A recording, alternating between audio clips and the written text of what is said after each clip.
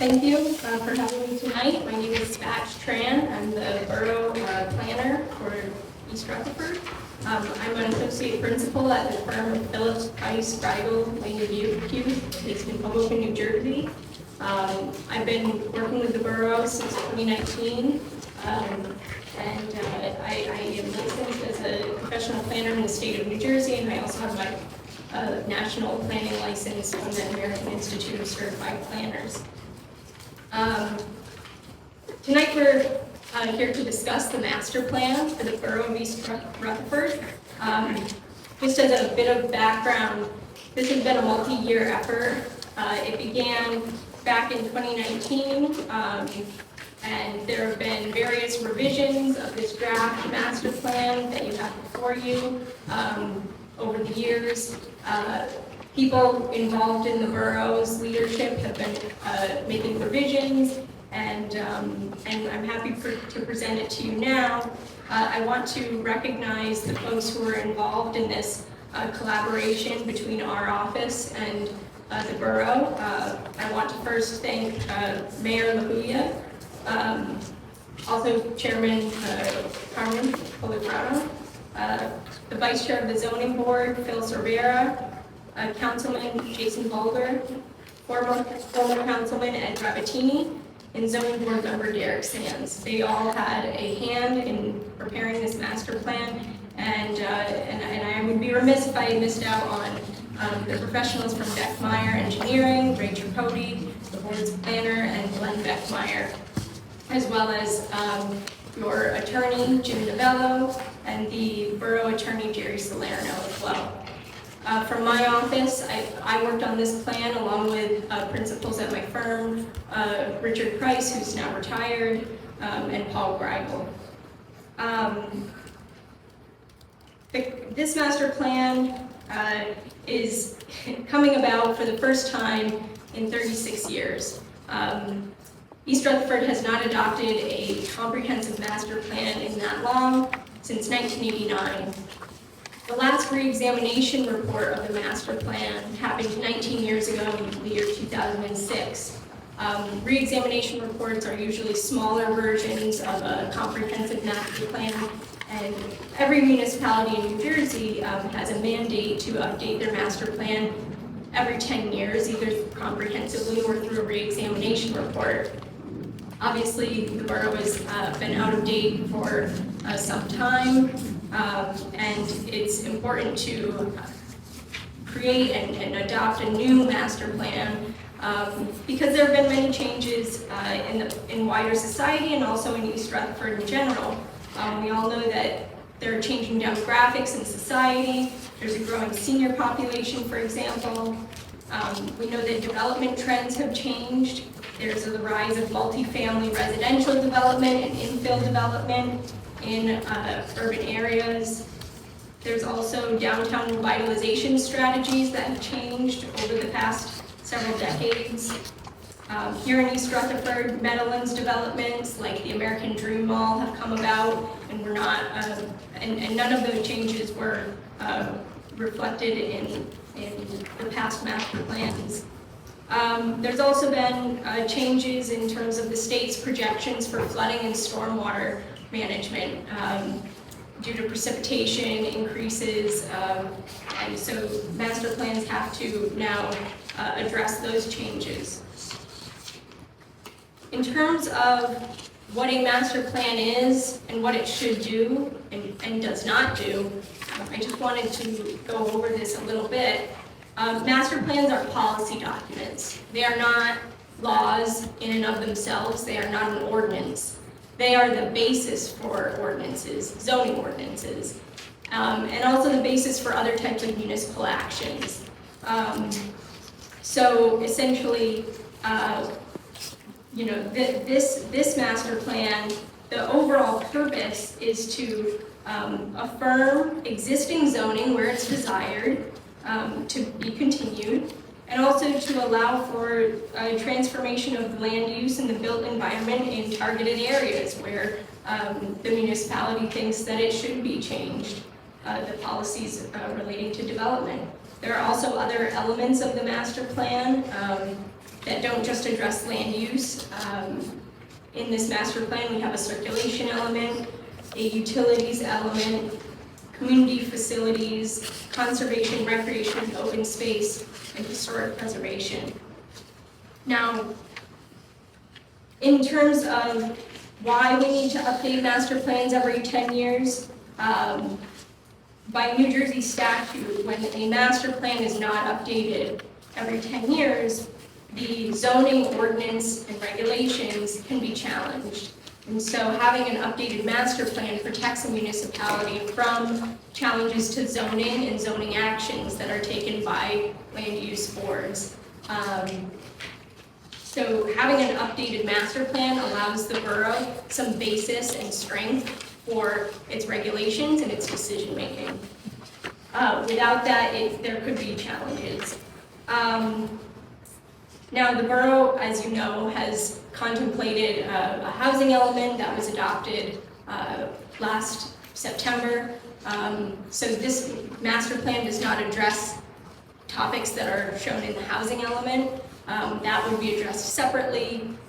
There's a need for a new housing element to address the state's mandate for fourth round affordable housing obligations, so that would be a separate discussion for another time.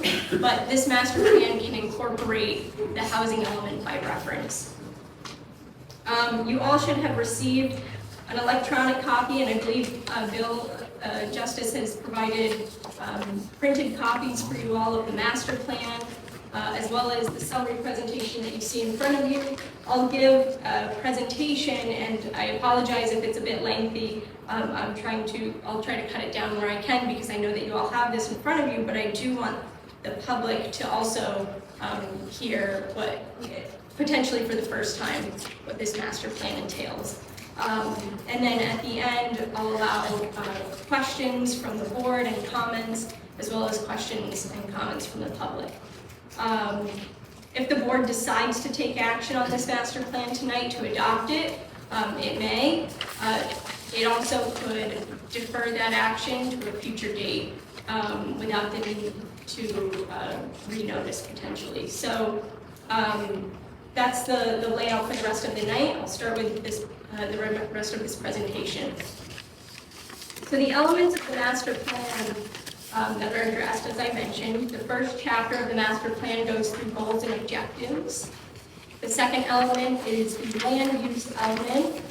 There's also a circulation and a utilities element. There's a community facilities element and a conservation, recreation, and open space element. And finally, a historic preservation element. And as I mentioned, the housing element was adopted last September, and a future housing element will need to be adopted later this year, but it doesn't need to be addressed specifically in this plan. Now, goals of the master plan. What are the goals in terms of master planning? These are broad policy statements that establish the vision for the borough over the next 10 years. So I'd just like to go through some of these goals and provide a little bit of context for each of them. The first goal is to revitalize downtown East Rutherford. The vision is to make it into an attractive main street with high-quality retail and service stores at the ground level, and to encourage different types of uses, and also to bring a residential presence back to the downtown on upper floor levels of buildings. Goal 2 is to improve the aesthetics of the borough through development of vacant land. This includes focusing on managing intensity of newly developed land in conformance with recommended zoning regulations in order to preserve the quality of life of adjacent areas. Goal 3 is to increase the borough's rateable base. That means encouraging non-residential development in appropriate areas of the borough, and also encouraging residential uses that have a net positive fiscal impact, especially in terms of school children. Goal 4 is to preserve the quality of life and character of East Rutherford. This involves protecting the character and scale of housing, preserving the low-density housing districts, and also allowing other districts to develop to a greater intensity. This is to promote market-driven development and control for demands on municipal services and the school system. Goal 5 is to increase regional accessibility and reduce traffic congestion. This involves working with adjacent municipalities, the Meadowlands District, the county, the State Department of Transportation, and New Jersey Transit to reduce congestion and also increase traffic safety and the convenience of transit and driving around East Rutherford. This also involves partnering with NJ Transit to improve developments around the Rutherford train station to support commuters. Goal 6 is to develop a transit village along Park Avenue, Railroad Avenue, and Union Avenue specifically. Again, this is to support the use of NJ Transit's rail and bus routes and encourage development of properties along these 3 streets to a place where residents can commute to and from work, and also that it has good aesthetics, a mix of uses, and density that is appropriate for the downtown, while also controlling for traffic and promoting walkability. Goal 7 is to enhance the downtown area, and specifically that relates to promoting storefront improvements, potentially by establishing a special improvement district and accessing grant funding and putting on events to attract new patrons. Goal 8 is to update regulations related to land use and traffic generation. This is intended to update and revise the zoning regulations and to rid them of loopholes or ambiguities or unnecessary regulation. This also involves requiring developments that are residential to meet the parking standards and the residential site improvement standards that the state puts forth, and also to adjust regulations that will encourage the revitalization of languishing or underdeveloped properties. Goal 9 is to provide high-quality parks, open space, and community facilities and services. Some services might include allowing seniors and veterans to remain in the community and preserving the environment and open space, including new parks in the borough and also on environmentally sensitive areas of the Meadowlands. Goal 10 is to develop shared services with surrounding municipalities as well as the county and the state to eliminate a surplus of equipment and personnel and to reduce operating costs and seek synergies in providing services. Goal 11 is to promote the sustainability of the borough and address climate change. This involves upgrading the borough's capital facilities in order to save energy and reduce costs, and to introduce regulations and incentives to improve the sustainability of buildings through retrofits, and also to provide electric vehicle charging stations on private and public land. Goal 12 is to protect the borough from flooding and develop strategies and measures that can prevent and better protect the borough from flooding in coordination with various agencies in the state. Goal 13 is to encourage historic preservation, preserving the borough's historic properties or items of significance, and sometimes designating landmarks. Goal 14 is to upgrade municipal infrastructure and in order to support future growth of the borough. Goal 15 is to prevent the illegal conversion of existing residential uses into higher intensities. And this is to encourage health and safety compliance and enforce health and safety codes. Goal 16 is to engender higher quality design. That involves adding design guidelines so that any new development has a consistency of scale and character that is compatible with residential and commercial development and can make the borough more attractive. Goal 17 is to diversify the housing stock. This can allow seniors to remain in the community, as well as to accommodate professionals who may commute, and also younger families who want to make East Rutherford their home. Goal 18 is to implement mandates of the state plan, and those mandates involve supporting principles of smart growth and sustainability that are discussed in the state plan, and also maintaining compliance with requirements of the Fair Housing Act. Now, next I'm going to discuss objectives, and objectives are specific policies that will advance the plan's goals.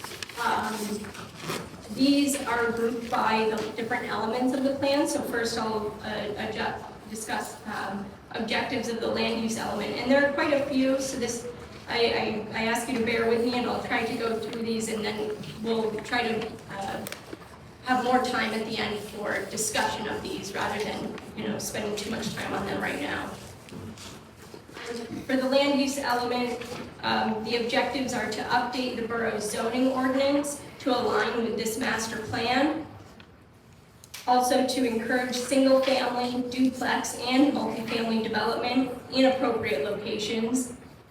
To ensure that new development is consistent with smart growth principles. Also to support the continued revitalization of existing neighborhood commercial areas while ensuring that they are compatible with adjacent land uses. Recognizing existing non-conforming uses through amendments to zoning district boundaries and designations, and that relates to the zoning map and making sure that the zoning map is appropriate and reflects the development that is in the borough, that the districts are compatible with what is actually on the ground and what is envisioned for the future. Next is to discourage the granting of variances, particularly for incompatible land uses. So you might think of industrial land uses in a low-density residential zone. That would be a particularly obvious example. And also discouraging variances when an unreasonable amount of density is proposed or there is the insufficient provision of parking. Another objective is to preserve low-density residential districts. These are the R1 and R2 districts. Also, to implement strategies that increase the electric vehicle charging infrastructure on both private and public land. Discouraging heavy and light industrial uses in areas west of Route 17 in the main residential part of the borough. And rather encouraging these uses east of Route 17 where trucks can easily access major roadways without impacting residential or neighborhood areas. Maintaining the viability of these commercial and industrial routes, uses through modernization of the buildings and infrastructure to support them where they're appropriately located. Next is our objectives for the circulation element. The first objective is to assess traffic congestion and pedestrian safety at key intersections and determine the need for new signals or signal retiming. Also to coordinate with various entities, including the Meadowlands, adjacent municipalities on future traffic studies and interventions to control traffic. Monitor the impact of truck routes on local roads and address those impacts. Support transit accessibility through commuter parking improvements near Rutherford Station. Pursue and invest in the installation of electric vehicle chargers at municipal facilities and private developments.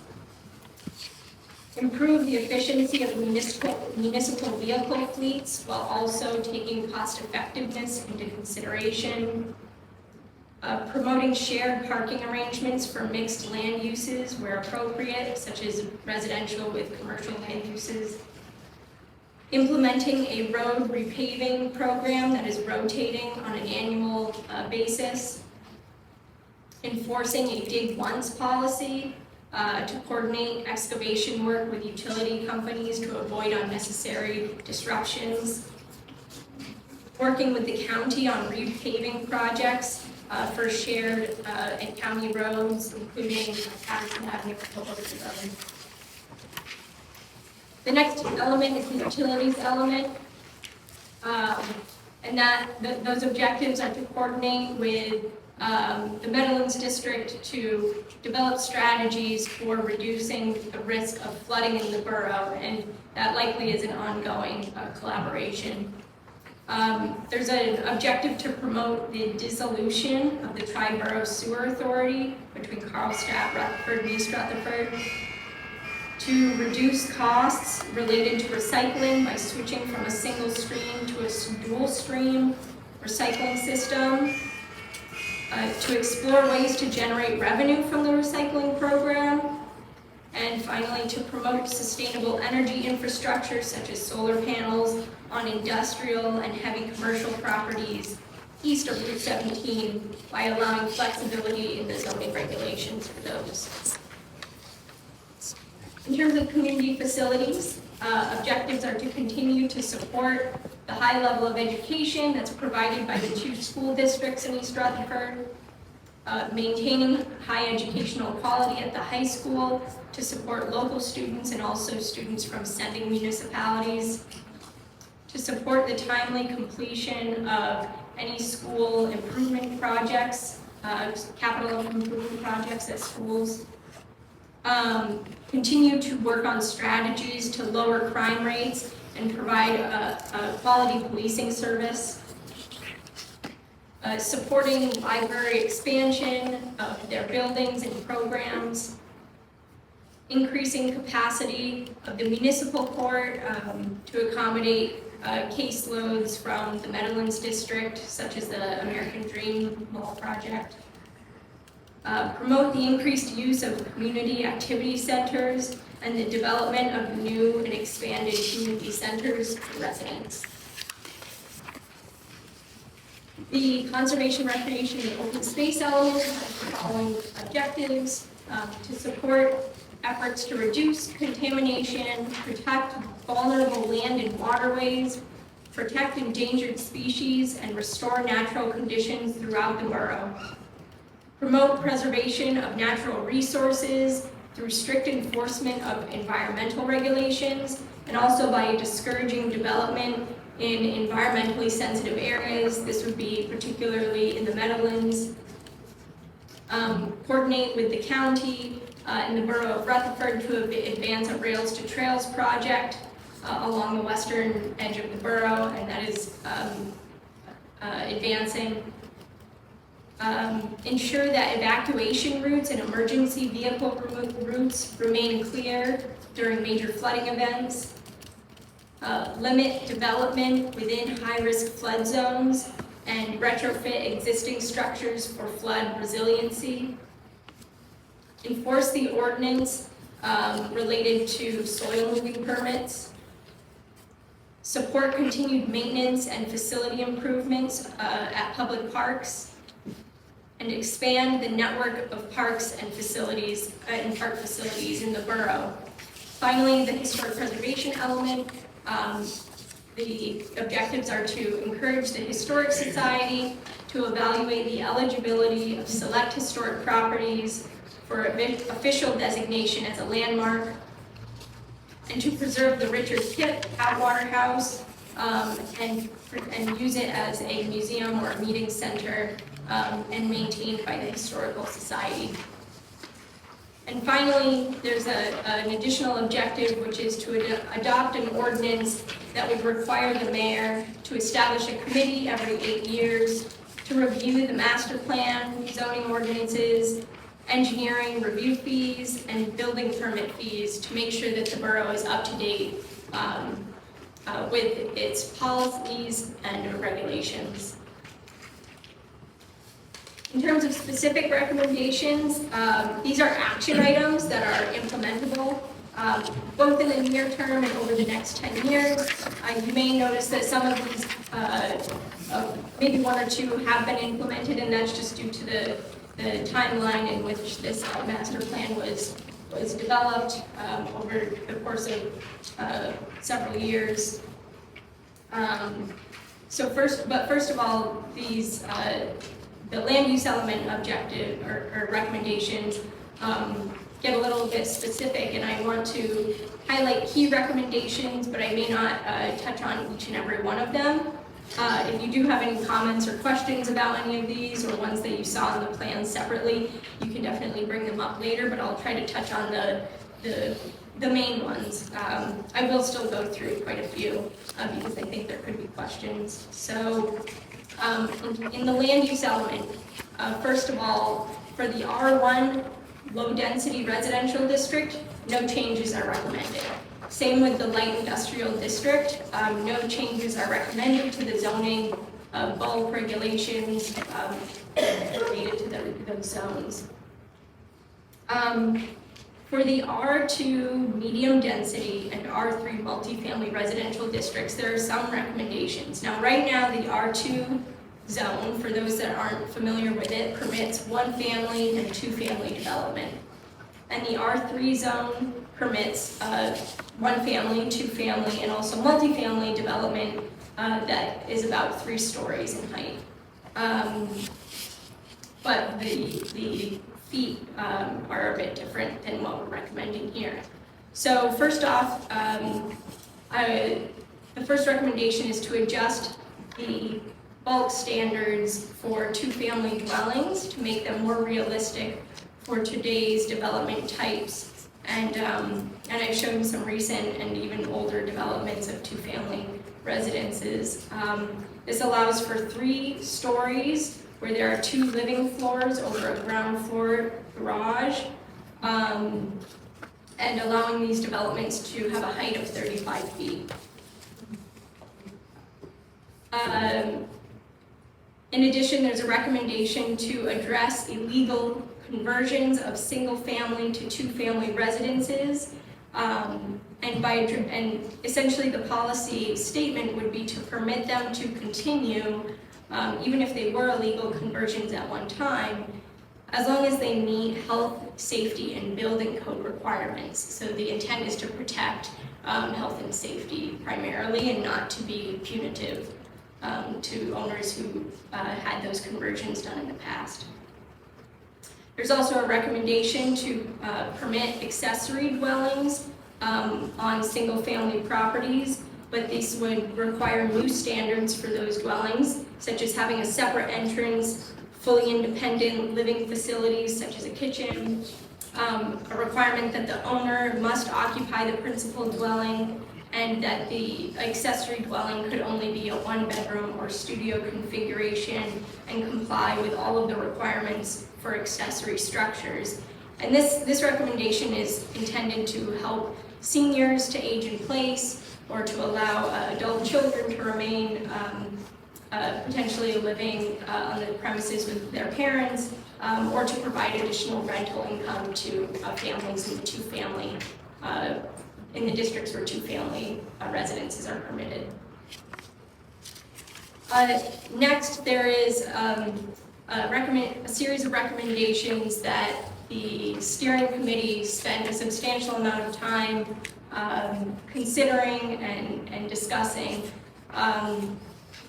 Essentially, this recommendation is to take the existing neighborhood commercial zone and replace it with a zone called the Mixed Use Development District, or the MUD zone. It would be very similar to the existing neighborhood commercial zone, but with a few key changes. And also it would have boundary changes so that it would apply to some main corridors in the town and areas that would be appropriate for mixed-use development. So the intention is to promote mixed-use development closest to the Rutherford train station and on major corridors. So there's a transit village radius, and Transit Village is just a New Jersey program where municipalities that are determined to be a transit village can get certain grant funding to make improvements around a transit station. So the intent would be to promote mixed-use development closest to the train within that transit village radius of a half-mile from the train station. The permitted uses would be similar. It would still permit single-family and two-family dwellings. It would also permit townhouses and multifamily dwellings, which are currently permitted in the NC zone. But it would also promote a wider variety of downtown commercial uses, such as indoor fitness, private education instruction, and medical offices, as some examples.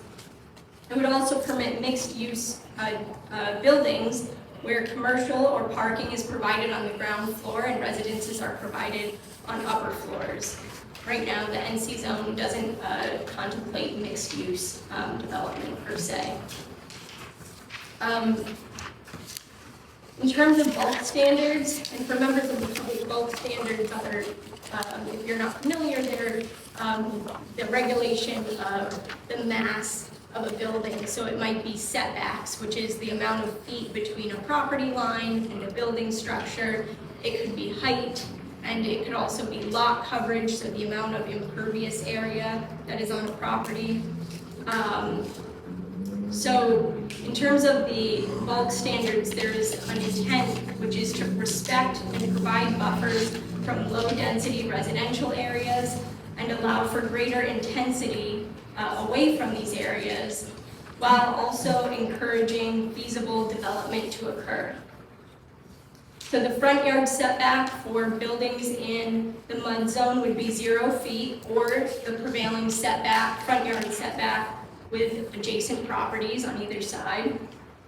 The building coverage would be higher than what it is currently in the neighborhood commercial zone, and the plan is specifically, or is intentionally ambiguous with that recommendation, recognizing that this has to be a living document. Master plans are living documents that change over time, and that providing so much specificity may hurt the borough when it decides to create an ordinance or adjust ordinances in the future.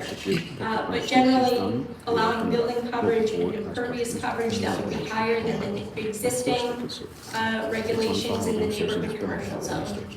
And also lowering the open space requirement compared to the existing NC zone.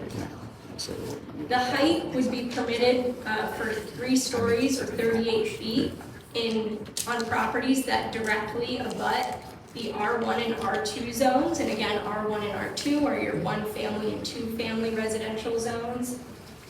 This allows for a 16-foot retail floor and 11-foot residential floors. That's floor to ceiling.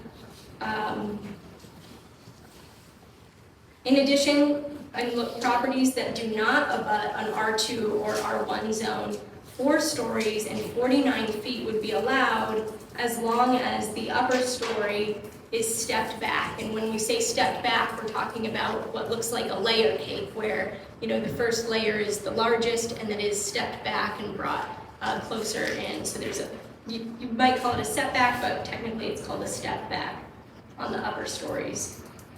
There's also a provision that is recommended that the parcels that abut Union Avenue or the train track right-of-way, which that are not adjacent to R1 and R2 zones, be allowed to reach 5 stories or 62 feet, where that height bonus of an extra story can be permitted as long as there is a compensatory benefit. And that means that the developer would have to provide something in order to get that extra height. And one of 2 things would be provided: either a significant amount of non-residential space along the street frontage, and the intent of that is to provide more, downtown vitality close to the train station, or to provide a public park or plaza on the property. So either of those could allow for increased density, and again, only in locations that abut Union Avenue or the train station. And in all developments, there's the incentive to have a pitched roof design,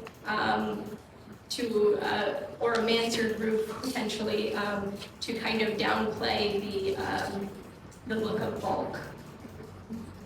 In terms of parking standards for any new development in the MUD zone, the RSIS, which is the Residential Site Improvement Standards, the garden apartment ratios would apply, and I have those on the screen, where 1-bedroom units would require 1.8 spaces per unit, 2-bedroom units would have 2 parking spaces per unit, and 3-bedroom units would have 2.1 parking spaces per unit. In terms of the location of parking, parking would only be permitted in side and rear yards. And also the borough's ordinance has non-residential parking ratios, and those would apply for any commercial uses on the property. The subcommittee or steering committee also discussed architectural guidelines for developments in the MUD zone. Again, that was intended to reduce the mass and make any new development more compatible with the surrounding neighborhood. So one of these measures is to require that the top story of any building have a differentiated treatment, and I have a couple of examples in the slide where the top story has a different color and band to reduce and break up the bulk of the project. In areas that are adjacent to low density zones, encourage townhouse style massing, where it would look like vertical units next to each other rather than a multi-family building. The design guidelines also encourage a lot of windows on the ground floor and upper floors, so to reduce the amount of blank walls. Blank walls are oppressive and certainly not a great design feature. Nobody wants to look at. And also to permit a variety of architectural styles as long as they are harmonious with the neighborhood context. And finally, there are buffers recommended for any development in the MUD zone, where there would have to be buffers from low density zones, either through a 6-foot privacy fence along adjoining property lines, or a planted landscape area that would be 6 foot in depth. Next, there's a recommendation to combine 2 existing commercial districts. The planned commercial development and the regional commercial development districts are located along Route 17, and they're fairly similar, and the steering committee determined that there was no reason that they couldn't be combined and simplified. These are commercial areas that are different from neighborhood level retail and services like would be permitted in the MUD zone. These are usually larger scale commercial developments such as supermarkets, hotels, larger office buildings, and the like. And the bulk standards would be similar to the existing planned commercial development and regional commercial development districts.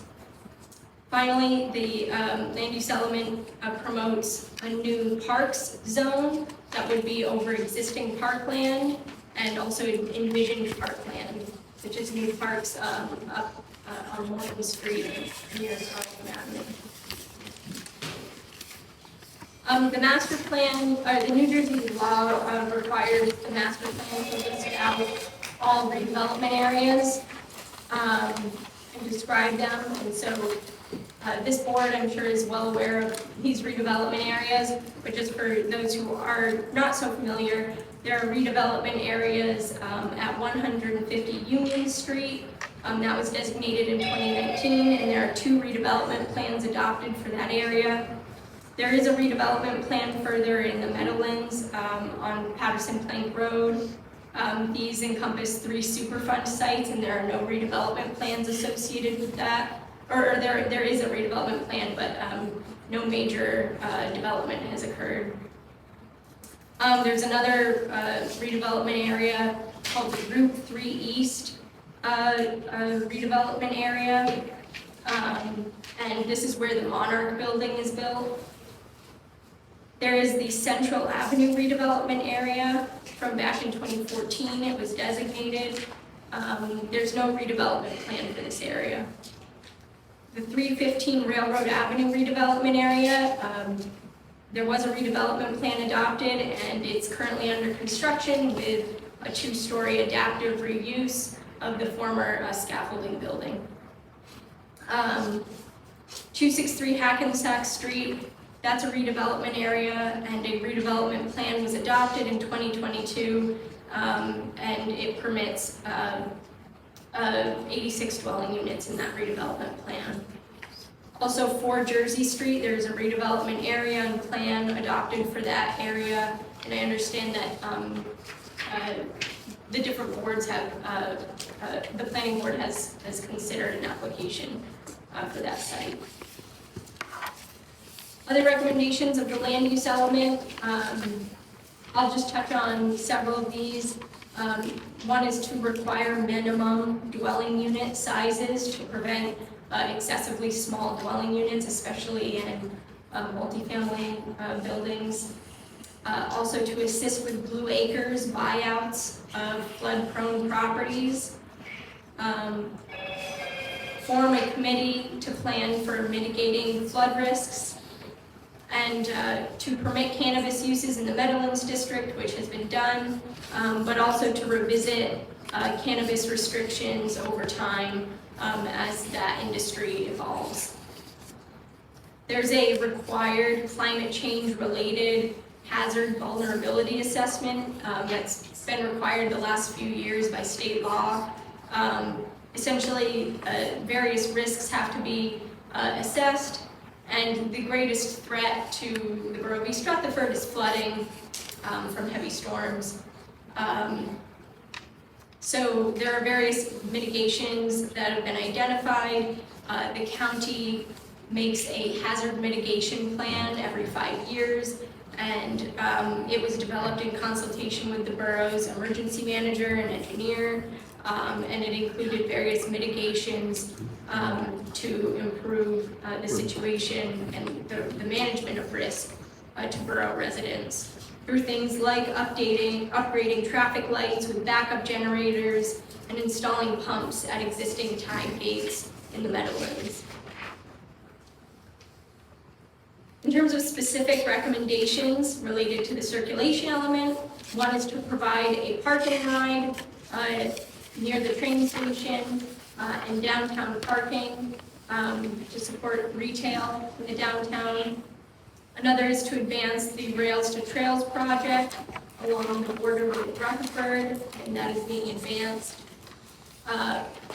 Also to install bicycle racks at the Rutherford train station.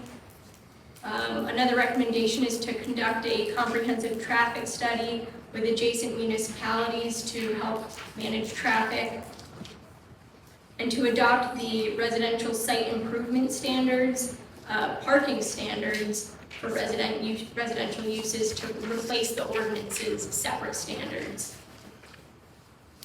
In terms of utilities and the specific recommendations there, these are ongoing recommendations. The first is to manage flooding through regular maintenance of drains, as well as requiring any new developers to televise, clean, and repair sewer lines near their projects. Also to move to a dual stream recycling program and generate revenue from the program, and to install solar panels where appropriate on municipal structures. For community facilities, there was a recommendation to conduct a manpower study of the police department to assess service levels, make sure that they are adequate. There's also a recommendation to improve EMS coverage by exploring changes. There are a couple that were listed here, and they may not be relevant at the moment, but we can talk about that afterwards. And also to expand and modernize the municipal building. For conservation, recreation, and open space recommendations, the first was to convert 10 Norton Street and nearby sites into parkland, and I believe that that's in the works and being advanced. Also to pursue a Rails to Trails project along the borough of Rutherford's boundary line, and again, that is also being advanced. Another recommendation is to implement green infrastructure along the Rails to Trails project and in flood-prone areas. And finally, to study endangered species habitats to determine if there are any areas of special concern. And finally, for historic preservation recommendations, first is to preserve the Richard Kip Outwater House, and it is under the borough's control now, but to preserve it as a museum, a small meeting center, and open space area. And also recommended to designate potential historic sites, including the municipal building, and also the East Rutherford Savings and Loans building. And finally, there is a recommendation to adopt a local historic preservation ordinance to prevent demolition or alterations that would destroy or lessen the historic character of historic properties. So that's my presentation, and I know now that there will be, I'm sure, many comments and questions, so I'd like to open it up first to the board.